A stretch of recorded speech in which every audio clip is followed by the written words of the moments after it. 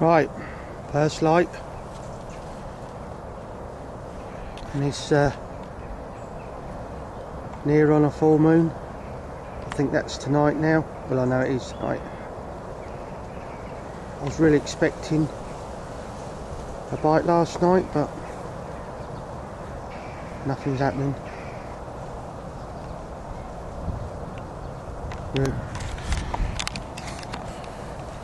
Real moody conditions. Good night skip. Brain's hurting from writing. I went looking last night, and on the backup zone there was a big chunk pushing out there. Done it 6 times. I watched it down from the other end where the gap is, where I watched them going through. I could see them in the night, so I walked up there in the end, and I stood there 20 minutes and nothing showed. But it was roughly where I've been baiting, but there's someone near that, so I can't move in there, but I'm pretty sure they're moving around still. And plus, this big baited area, it's just hard to leave it, do you know what I mean? So I thought what I'm going to do is get up. I've just had a coffee, right, yeah, and I'm going to go and have a quick wander around and see if I see anything moving around, because I've seen them in 6 moving just on first light. So I'm going to give it one more night, and then I might shoot somewhere else. So even though it's going well here, it's hard for me because I'm not a camper, and I just don't like sitting around. I need the buzz is the hunt for me, and putting them back, I love it. But I don't know, my head's sort of like swimming now. I need another buzz, so even if it's just going and having a look, just somewhere different. So it's all going to change soon, my fishing, getting into different waters, more runs waters, and you're going to see a lot more, captures in mega cold weather conditions, and still carry on writing. Anyway, I'm going to have a quick buzz round, then I'm going to have some breakfast, and then I'm going to get some writing done, kill another laptop battery, and then I might go and get another one out the van, because I wasted one last night watching a film for a change. And then might write a bit more. Going to look in that gap this afternoon, because I'm sure they'll be buzzing around again. Anyway, I've got to get round that other side and go and have a look, so I'm off ski. Right, after all the camping in Lake 5 on the big baited area I've been getting them, I finally had enough. So mind you, I've done 2 days over there. That's enough now, and I needed a change. Knowing the fish were in here, I succumbed and moved into me backup plan. This is looking out from the swim, and notice I've got 4 rods now, as at 12 o'clock last night, and of course I abided by the rules, yeah right, and put the 4th out. So as you know, I'm not a camper, right, yeah, so there's no way I was going to keep that up. Knowing the fish were in here, I just hoped, after seeing them go through that channel and watching them as well at night, that they would do what they'd done last week, and they would just, when they want a proper munch, come back to the biggest sort of food larder in the lake, man-made food larder, and it didn't work, and I just knew I should have got out quicker. Anyway, this side got 3 anglers on all of a sudden, and it just meant too many lines fitting in between people. So I've moved in sort of this morning. I've got a tuition today, so I'm going to put him in Lake 7 behind me. My rods are out, and I'm going to leave them just untouched and see what happens. So the conditions were a lot better. We had some strong winds last night, and it's supposed to be 10 degrees in that, but in the wind it just didn't feel it. But the change yesterday, it felt a lot milder. So hopefully this change now, from when the clocks went back Saturday night, because it's been cold ever since really, might put them on the feed a little bit. All they've been doing is showing in here. No shows in 5, just in 6. So you're probably not going to hear a lot from me now. Maybe I'll sign out tomorrow, unless I catch something, but this could be the first blank since April. So we're looking at What are we now? 1st of November. That ain't bad, is it? So anyway, I'm going to get ready for this tuition. Get all the leaders ready and stuff. Hook baits ready. And I'm going to get out of here. Like Tuition down Lake 7. This is the client, John, and this is his PB, a £29 4 ounce common from Lake 7, chodded on sticky baits krill just before first light. Wait till you see this, boys and girls. Go on, lift it up a little bit. That's it, that's it, that's it. Look at that. This is what it's all about, eh, John? Yeah, awesome, mate. And you got the knowledge, chodding, and you got proved how it works. Super sharp hooks. This fish could not deal with that. Nice one, mate.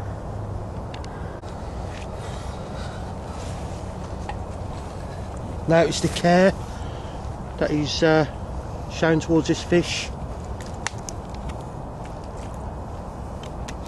He gently turns it over from one side to the other. Look at that.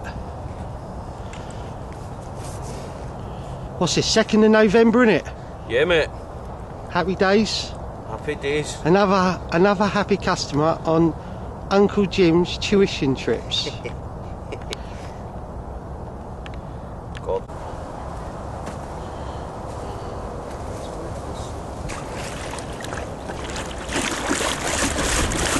Look at that. Fucking thing in a bit, is it? Quality. Where am I now? Sun's coming up. I'm back over Bayswater.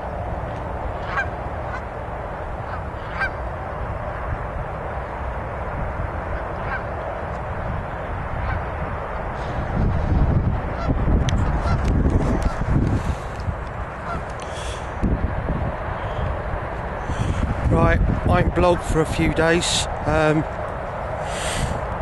I've had enough of the wool pack. Just like egg damage, and if I get one, there's a chance of one or two of them. I've done a couple of trips now. Yes, I've been getting on them. The big baited area's like blown, really. It's just time. When you get a gut feeling, I'm not camping no more. I've had a good run there. There was 4 I wanted and I had 3 of them. Slope will have to wait for another time, but I won't be doing like a big campaign like that again for one fish. Some you win, some you lose. So we're now, what's it, oh god, first week of November, and I've like come to Bayswater again. Now this gives me, well, what you got here, it's about a 10-acre pit, 100 fish in it, 5 40s, God knows how many 30s. So what I'm trying to say is the chances are greatly higher than fishing at like the wool pack. Plus I've got a chance of a big un. Plus the big un, the mirror hasn't been out since June, so there's a good chance of maybe nailing that. Yes, I did see one, probably 2 yesterday, but 100% on one. Plus I've got the little lake, the runs water next door, so if I want a bit of winter therapy, some runs, I can like nip over there, fish to 38.2. Yes, I've had the big one, but you know what I mean. So there's always a chance of a good one in there. Now, as the sun's coming up, what I like to do is to try and get in an area where it lights it up. It's like looking for fizzers and shit like that, right? What I mean is, you look out there, you know, there, as soon as you put that in there, right, something shows, right, yeah, and you're going to see it a lot more easier.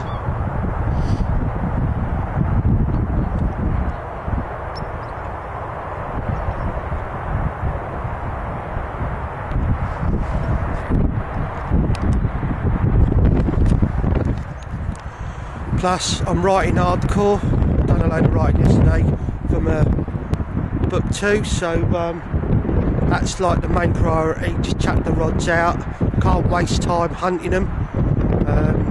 there's going to be a little bit of camping involved here once I get in an area. On here you can use a boat, and before I go, probably today, I'm going to like get some grill pellets, bloodworm pellets from Sticky Baits, some oily hemp, and then like mix it all up, let the pellets soak the hemp juices in, and then I'm going to mix in the boilies as well, and I'm back on what's it, Vortex now for the winter, and then I'm going to go out in the boat and put it around this area I'm fishing. So saw that one over my spot yesterday, can't believe I didn't get a bite, but that's fishing, isn't it? So going to prep for next week, and then I might shoot down the road next junction from Bayswater back home. I've got a caps ticket, and it's got a big common in there, not the snake pit common. This one's called the Bovy common. Well, that's a 40 pounder, so plus it's got a load of fish in it as well. I visited it once in December and done 2 trips and had, I think it was 7 out. That was a couple of 3 years ago. So like in December as well, mega cold, all night bites. So I might shoot there for a bit of action, because I haven't had a bite for a while now. It's 2 weeks. Yeah, this is the 3rd week. Mind you, I suppose I could live on all the captures I've had this year. Anyway, I've got to cook up a plan. Plus, I got this calf down at the junction there, right? Yeah, and it's like the bollocks. It's cheap as well, and I do fancy a bit of a fry up, to be honest. So I'm going to go down the transport the transport area, and get a shower. So it's like I'm either going to like go down there, but I'm going to go down there and have a look. There's 2 lakes there. One's got a 40 in it, common. One's got a 38 common in it. So it's either I go from there home or I go fishing for the night. So unless one of these rods go here, but there's no one on the lake, so it gives me a chance of prepping an area and not peeing anyone off. So that's what I think I'm going to do, unless I get a bite in the next few hours, or they start bouncing over me, something like that. So anyway, I'll show you more about what I'm going to do baiting up and that, and the mixture I'm using, and got a plan to get out. I've just got to charge all my batteries up, my laptop batteries. I've got 3 of them, so I've got to like get a can plugged in, they call it, and just start charging them up. Don't mind doing another couple of 1,000 words if I can today. Anyway, I'm off ski. Right, I'm going to be baiting up. I've moved on to a new water. Population is high, 10 fish per acre. So you're looking roughly 100 fish plus in 10 acres. Big fish as well. These fish are used to being fed, and from my own observations and captures, this has worked to great effect. But over the years, Gary Bays has fed these fish, putting untold amounts of bait in here at times, and within hours or a day or 2, it's like gone mental. Now, I've noticed, I haven't read them, because what you've got to realise, if you're going to have a stab at me on like YouTube for instance, right, there's an admin geezer called Sam. Now Sam, right, yeah, deletes all the bollocks and blocks, bans the twats. So I suppose this is going to get a few more slagging, but you know, who cares? You know, results speak more than anything, and I'm sure that's why a lot of these so-called superstars and idiots that pretend they're carp fishing, more like they're keyboard warriors, because they've got nothing else better to do in their time, like to have a pop around. But over the years, I probably use more bait in the winter than I do in the summer. That's a fact, especially in the last, say, 5-7 years, because my summer fishing as a rule is I'm a bite merchant, so it's find them, cast them, bait them, catch them, and then move on, because there's too many what I call shoop shaggers about. What I mean by sheepshaggers, the followers, the swim jumpers, who think it's oh so good, right, yeah, to jump in on someone's hard work and, oh look at me, I've caught a carp. I love calling the sheepshaggers. That's a fitting tribute to their escapades. Now, baiting out, it can be anything. I like to do like a mixture, a bit of corn, hemp, seeds of the gods, which is like aniseed, pellets, boilies, and of course the rock salt. Now, these mixtures, when put into position, right, yeah, in the right place at the right time, I've got my position at the moment because of what I've seen. No bites, bait's been out there 2 days. Now what that needs is something to draw them down. Boilies ain't necessarily going to draw them down, are they? Because, you know, they give off minimal attraction, not like hemp. You imagine the hemp oil coming up in cold water temperatures, because that's what it works in. So you can use like oily hemp. I use sticky baits. If you do your own, you've got the hemp oil there and the juices, so you're giving off what I call like an attraction. It comes up from the bottom and goes down. This is like sea fishing, like on a wreck and all that, right? Yes, rubby-dubby. So like you're gonna, as they go through it, pull them down, they go down there, and there's like a hit down there. You've got pellets down there, all breaking off, giving off scents and stuff. And then I've added liquids to this. The one I'm using at the moment is krill. I've done really well on it, soaking all sorts, boilies, pellets, just anything, you know, even pouring it out in the lake. Floaters as well is another good one, because it gives off an attraction. So you've got it mixed in with the oil's tainted with it, the oil keeps seeping off, and then it's like a cloud, it goes everywhere in the end. And then they come to investigate, and then that's it, you've got them. But you've got to work out, right, yeah, what problems there are. What I mean by that is not anglers as such. Yeah, alright, you've got to try and be secretive about it, but things like bird life, fish life. What I mean by that is like tench, bring, big roach, things that are going to like come in and like hit big hits of it. So that means you've got to sort of like work out what you're going to do. And when I turn this camera around, right, yeah, you'll see what I mean about birds. We've got about 50 swans on here. Okay, they're not going to give me no grief, but my old mate Marky Mark, bless his soul, used to call them spackamadars, the old white faces. Anyway, right, yeah, there you go, look at this lot. Right, now this is what it's all about. So I'm going to be feeding them, because they're going to come in on it, because they're like the sheepshaggers. They love a bit of like food. So like look at them, look, this is an armada, look at that lot, right.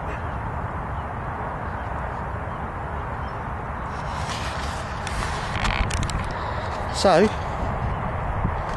I pick a swim. It's not necessarily, no it isn't a going swim, because why do I want to do that? I don't want like bait up other areas for people, right, yeah, and then like it's a bit like the sheepshaggers, you know,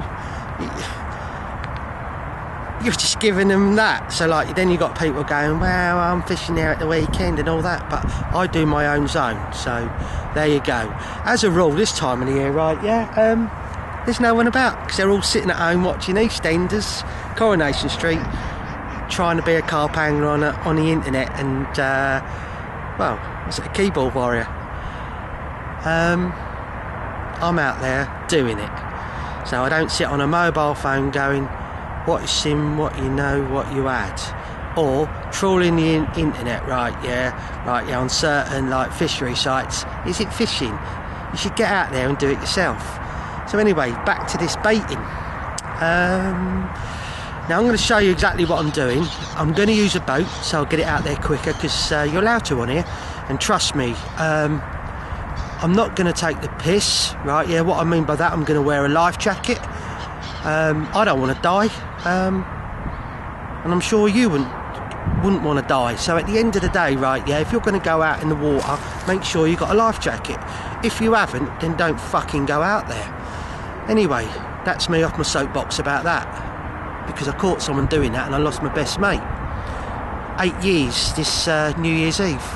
So I know all about like the gutting feeling of losing someone because of doing something idiotic. So anyway, I'm going to go out there and I'm going to bait up. I'm going to put a marker out there in the area I want. Now, this is the plan of action, right? I go out to the marker and I go 20 yards either way. Okay, so, but I'm going to bait over a big area. So I'm going to like, what I call like sowing grass seed, right? Yeah? So I'm just going to go out there in a boat and gently put it around some boilies and all the rest of it, right? Yeah? And I create a massive area. So when I put down a jar of hemp, 5 Kia boilies, maybe 7 Kia boilies because I had a few extras, right? And 5 Kia pellets, right? A couple of tins of corn. In the greater scheme of things, it isn't a lot because them 100 odd coops are going to be on it. That's a good thing because what you got to think about is carp are nosy fuckers, right? Yeah, and they love bait robbing, and this draws attention to the area. Keep diving on the same spot. So as they're doing that, right, yeah, the carp, or Mr. Carp, comes and investigate and then realises there's a food larder and these in here love a bit of grub, proper love it. So over several sightings, I've had a couple of odd nights from September and I've seen them in this zone, right? Now I'm going to start here first, but I'm going to do one area away, right?